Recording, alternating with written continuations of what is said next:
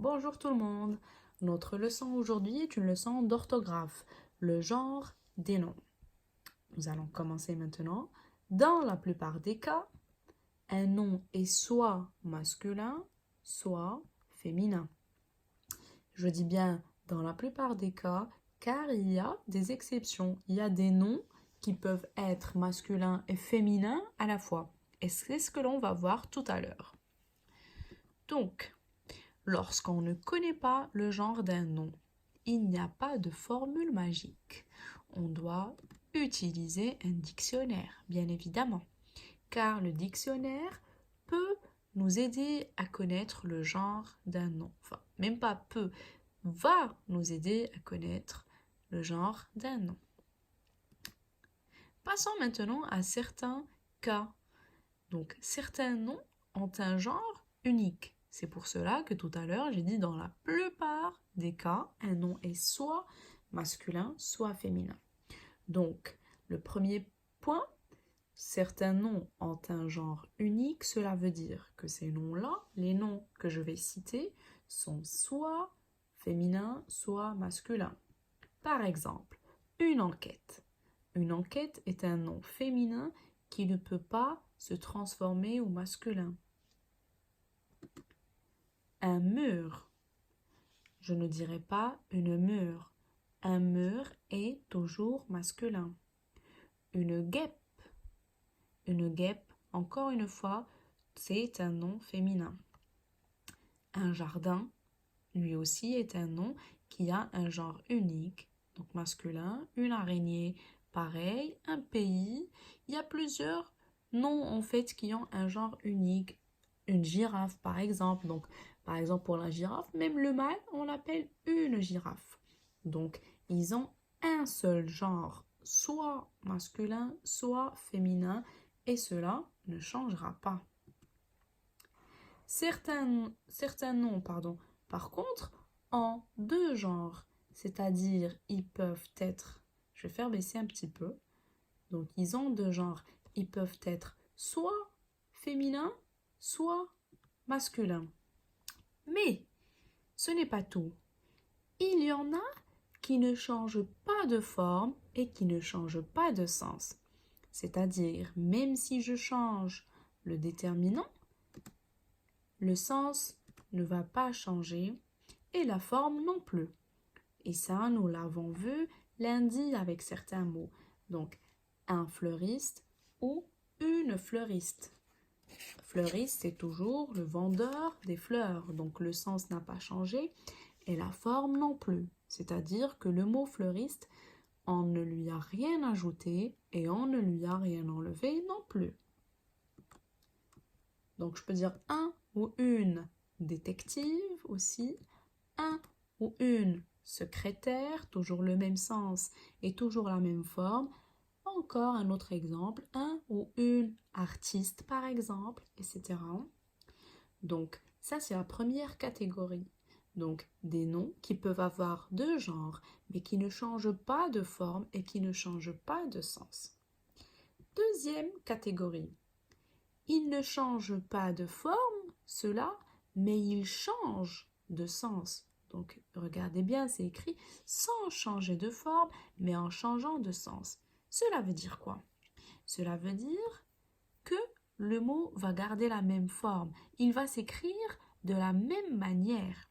Par exemple, le mot livre s'écrit de deux manières. Mais nous avons le livre, vous savez très bien ce que c'est, par exemple un manuel, un bouquin, et la livre, bon, qui a plusieurs sens, mais on va parler d'un sens très facile aujourd'hui.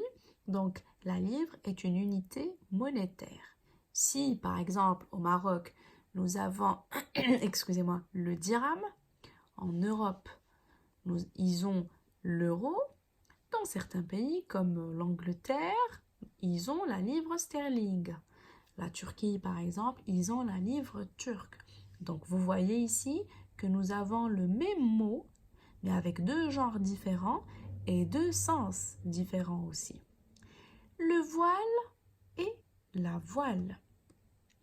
Donc, deux mots qui s'écrivent de la même manière aussi, mais qui n'ont pas le même sens et qui n'ont pas le même genre. Donc, le voile, c'est un tissu, par exemple, le tissu fin qu'on se met sur la tête. Et la voile, c'est un tissu qui permet au bateau de se propulser ou d'avancer à l'aide du vent. Nous avons aussi le mousse et la mousse. Donc, deux mots, deux noms qui s'écrivent de la même manière, qui ont la même forme, mais qui n'ont pas du tout le même sens. La mousse, vous savez très bien ce que c'est que la mousse. Si vous vous lavez les mains avec du savon, il y a des bulles qui se créent, donc c'est la mousse. Les vagues aussi créent de la mousse.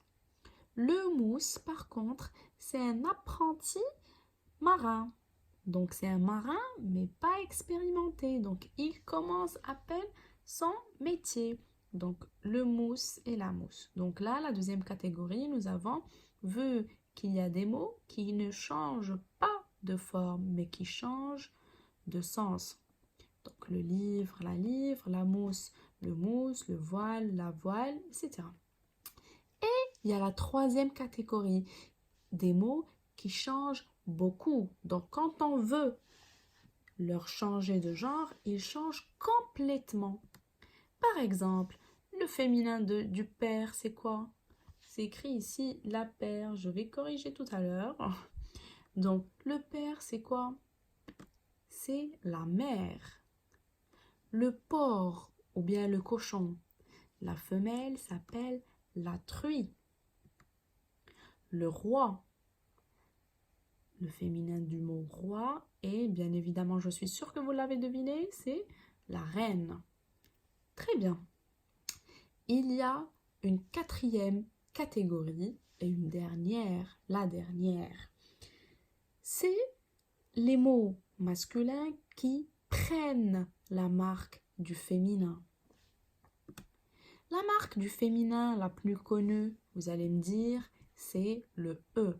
Donc si je veux transformer, pour la plupart des noms, si je veux transformer un nom masculin au féminin, je lui ajoute un E. Par exemple, un voisin, une voisine. Donc j'ai ajouté un E. Un fermier, regardez bien, le ER. Comment on dit infirmier ou bien même un infirmier aussi? Un berger. Le féminin du ER, c'est E accent grave, RE. Ça, c'est à apprendre. Faites très attention. Donc, infirmier devient une fermière. Donc, toujours le même sens. C'est juste que la fermière, c'est la femme et le fermier, c'est l'homme. Un infirmier, une infirmière. Un berger, une bergère. Donc toujours le ER, d'ailleurs, je vous ai mis des couleurs différentes. Donc les couleurs du masculin sont en bleu et du féminin en rose.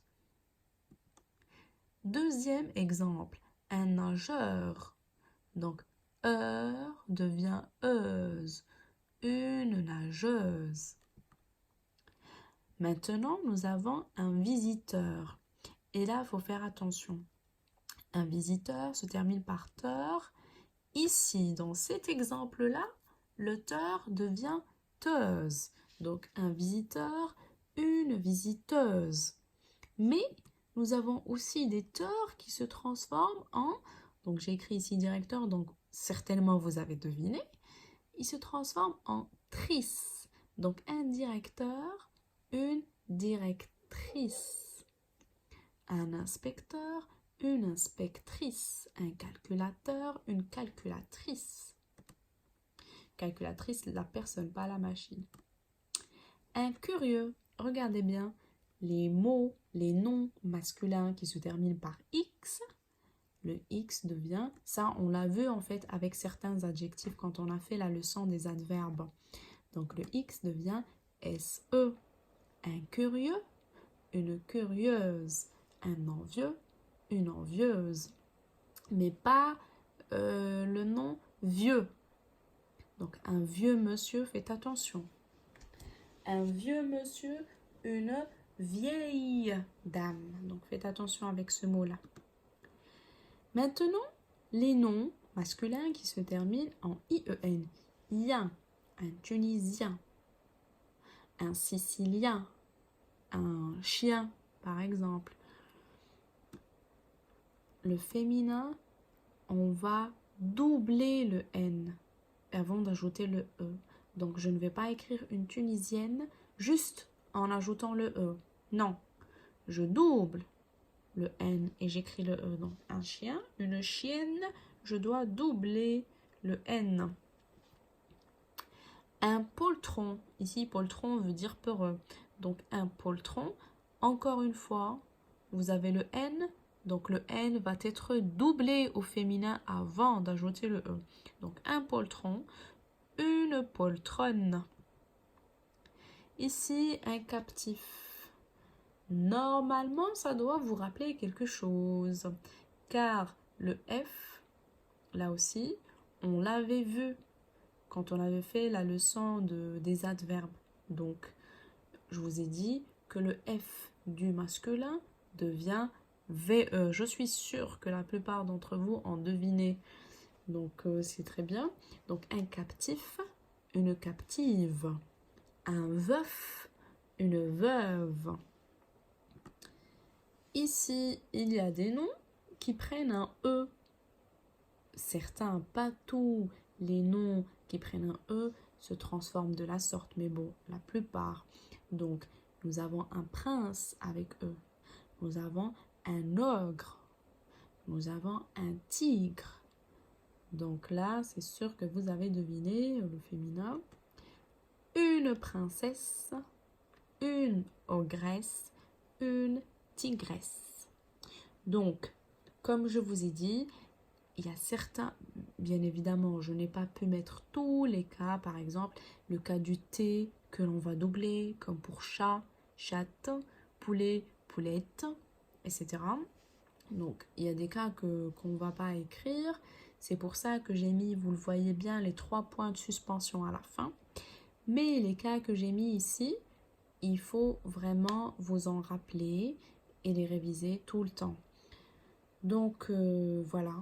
La séance virtuelle est terminée. J'espère que vous avez bien compris. Si vous avez des questions, n'hésitez pas à me les poser.